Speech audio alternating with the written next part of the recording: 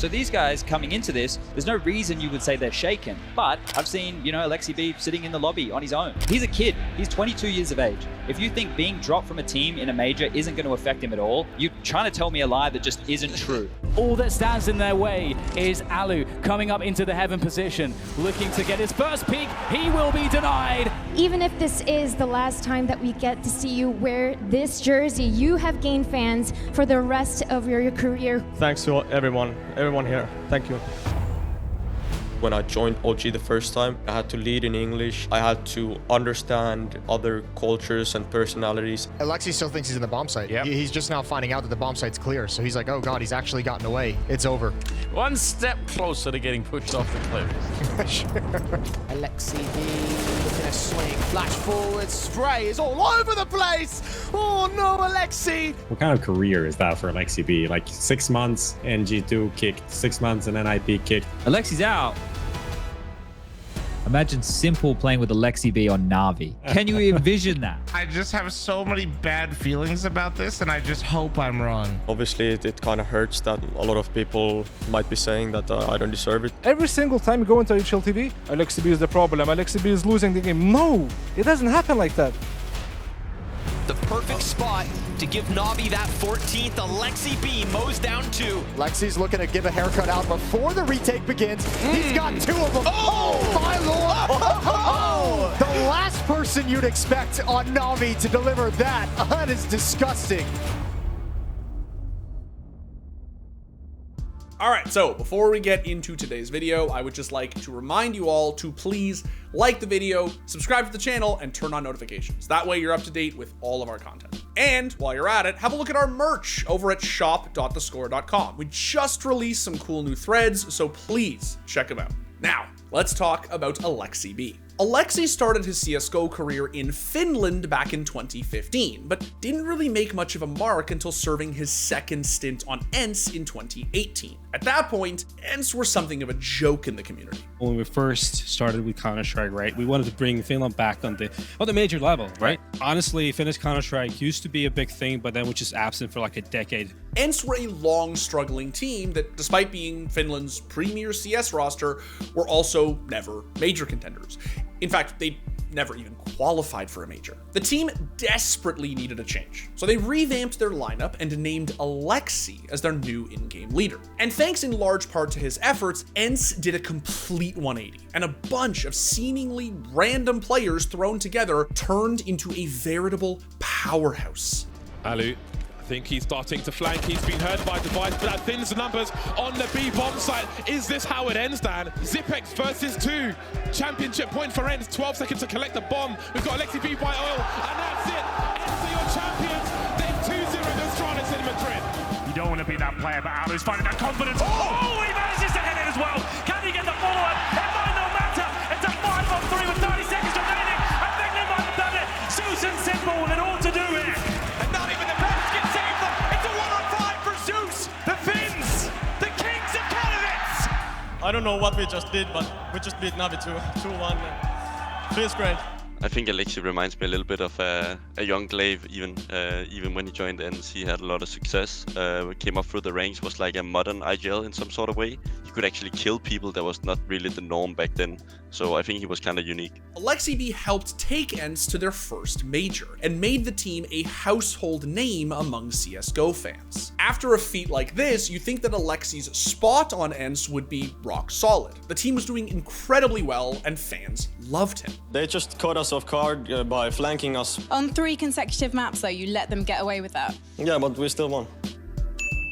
But behind the scenes, things were more complicated. Aleksib played the 2019 Berlin Major with the knowledge that he was about to be kicked from the very team he'd worked so hard to elevate. I've seen, Aleksib sitting in the lobby on his own, right? I don't know what the rest of the team's doing, but if it is a work environment, that's fine. He's a kid. He's 22 years of age. If you think being dropped from a team in a major isn't going to affect him at all, you're trying to tell me a lie that just isn't true. Even if this is the last time that we get to see you wear this jersey, you have gained fans for the rest of your career who will be supporting you. Any final words for them? Just thanks to everyone here. Thank you.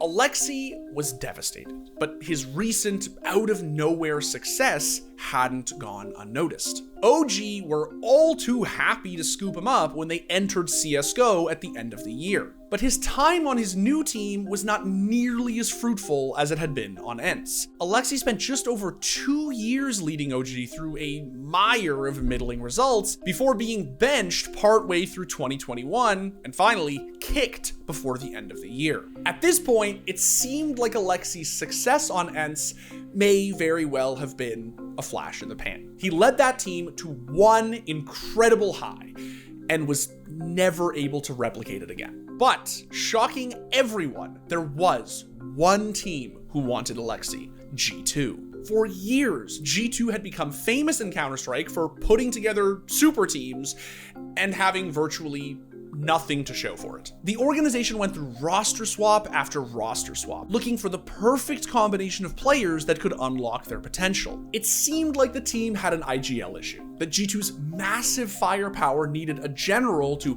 channel it and point it in the right direction. And G2 believed that general could be Aleksib. He's an intangibles guy as well. Hard to quantify some of the other things he can bring to the server. Lovely flash from Aleksi. Yeah, that was cute. Aleksi still thinks he's in the bomb site. Yep. He's just now finding out that the bomb site's clear. So he's like, oh god, he's actually gotten away. And there's no kit on Aleksi either. I don't think there's one on the ground he can pick up, though. This is going to be so tough. He had to get that kill. That's it. It's over. Nothing left to do. Yeah, he can buy time. He's playing with him as well. Oh, it's brilliant. What a round to steal back. One step closer to getting pushed off the cliff. Sure.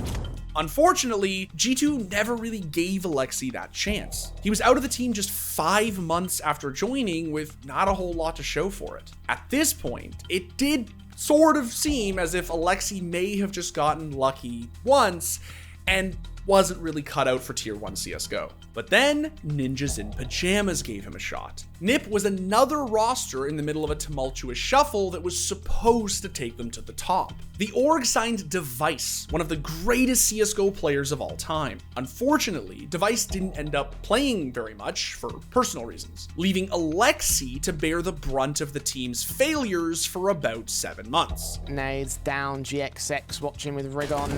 Aleksi looking to swing, flash forward, spray is all over the place! Oh no, Aleksi! I think this NIP team might be better if Hampus comes back and for Aleksi. That's it's so on the nose right now that it's almost just hitting them when they're down. Yeah, I don't that's a little, it's just a little mean though. At this point, Aleksib's career was a bit of a head scratcher. He was a fan favorite IGL with a reputation for professionalism and a history of playing with some of the biggest names in the game. And yet, he was completely unable to hold down a spot on any team willing to give him a chance. Aleksi, what does the B stand for? Benched for life. So, what was the problem? Well, from the outside looking in, the answer seemed simple. Maybe he just wasn't good enough. Counter-Strike is a difficult, cruel game. If you lose your edge for even a second, there are dozens of hungry young players waiting in the wings to replace you. The best players need to be the best all the time. And yet, Aleksi kept getting signed. Was there something else going on here? Some fans thought he was clearly the maker of his own doom, that he was too strict, too demanding, too Aleksib. I think he has not strict principles, but I think he has a way that you have to buy into. If you don't like the way he does it, I don't think there's a compromise from his side. I think it's his way or the exit, you know what I mean? Other fans had a different, more damning theory.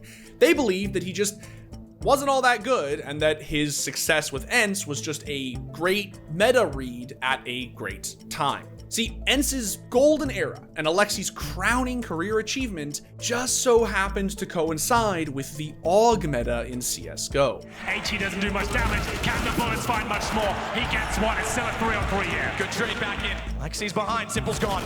No way, he holds it, and now they've got problems. The low HP is gonna be punishing. Flamey's gotta get away. He gets toward the stairs. No shoulder beat yet. Oh, I can see him. He's got him. He's got enough. He's gonna have to bait in Flamey though. They're both gonna go toward him. He's missed the shot. 11 HP is all they have between them and staying alive. Between them and series point, and he's down! It's gonna be ENCE there first!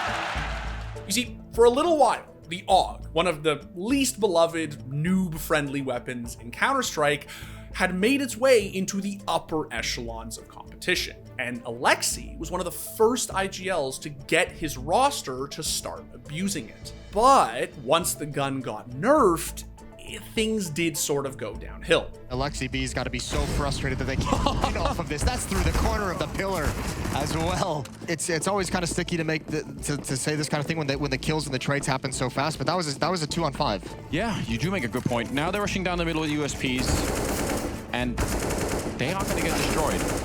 I think it's Dunn, Anders.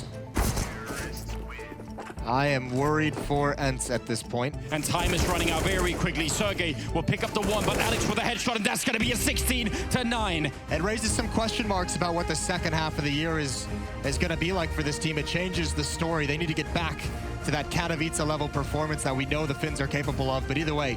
So was Aleksi's success just a fluke? Well, it's hard to say, and many in the community do feel like Aleksi wasn't necessarily to blame for his team's failings, that he was better than his results and stats suggested. After all, people have been pointing fingers at IGLs forever. Their impact, positive or negative, is notoriously difficult to measure. You kind of get the IGL effect. If the team goes really well, even if it's your IGL style that makes it work or not, you get the praise, and if it goes bad, you're kind of like the coach from football in some way. When you're the IGL, you have a lot of responsibility. Even though the whole unit doesn't work, the responsibility at least falls a lot on you in the end. But still, why did Aleksi get so many chances? Well, another theory is that fans just love him, and that community sentiment has sort of overinflated his value. I mean, I think it's because he did so well with ENCE that people put him on the pedestal of being, okay, he's the next Glaive, he needs to replicate what he did in ENCE, and I don't think he's done that with any single team, and I think that's what the community aspect is, because obviously if you compare him to other IGLs, he's done a lot better than them, but he's never really replicated the success he has in 2018.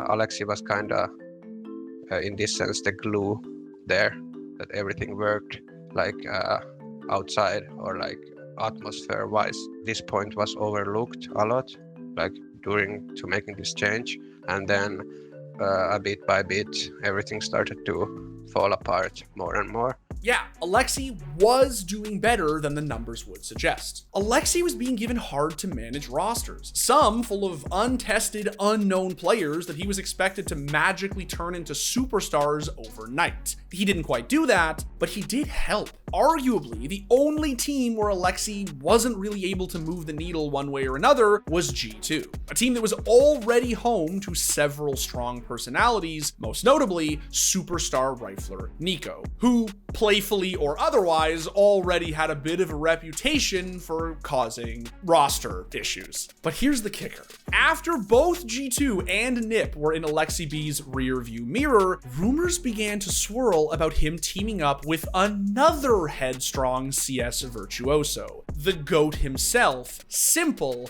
on Na'Vi. The old question was back. How was Aleksi, of all players, getting the chance of a lifetime? Well, Na'Vi were struggling, and they were about to embark on a massive roster shuffle, including benching IGL Electronic. And rumor had it that Simple had asked for Aleksi specifically. Now, Simple denied those rumors, but the signing went through, and everyone was confused. I don't know how to feel about this. I just have so many bad feelings about this, and I just hope I'm wrong. Oh, boys, well, I think it's exciting. I don't think anyone ever saw this one coming. With people questioning your ability after the NIP sort of situation. I mean, I think a lot of people were questioning the ability, and for sure, Blade also wanted to speak with me. I mean, obviously I care, and obviously it kind of hurts that a lot of people might be saying that I don't deserve it or whatever. But at the same time, I get it, right?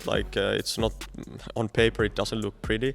In spite of the naysayers, Aleksi ended up joining Na'Vi as their IGL at the end of June. But there were a lot of questions surrounding his place on the team. After all, if he couldn't handle Nico, then how would a Na'Vi with Simple and Blade at the helm be any different? We said the concept of how we want to play, where we want to be, to reach this level. So I explained the players how we must play in future. So we go there slowly. I don't think that they cannot immediately start to play like this. That's why we need to start from something. So we added more stuff they like to do. I'm not sure if it's his style, but I think more of his personality trait as a leader that he wants to be the leader. He wants to carry the weight of the team on his back and really want to do it his way. And I think when you have superstars on your team, it can be a little bit more difficult to get stuff like this implemented. We're focusing on that we can play together and not really like do the fast way where we would have a million strats, but we don't really know how to control the map and control the situation. So we're trying to focus on one thing now and just playing this tournament one game at a time. At first, it did seem like Aleksib might be getting overridden and that perhaps it wasn't a good fit. But Aleksi seemed happy with where he was, and after some growing pains, the results did begin to trickle in. JL's got a gap on the smoke, but Tapson's already got up into connector. As he falls back, he'll get spotted though. You've got Simple in the right position. The perfect spot to give Navi that 14th. Aleksib mows down 2, and JL still has his angle. Slaughter. Yeah, that's 3 for Aleksib. He's not watching.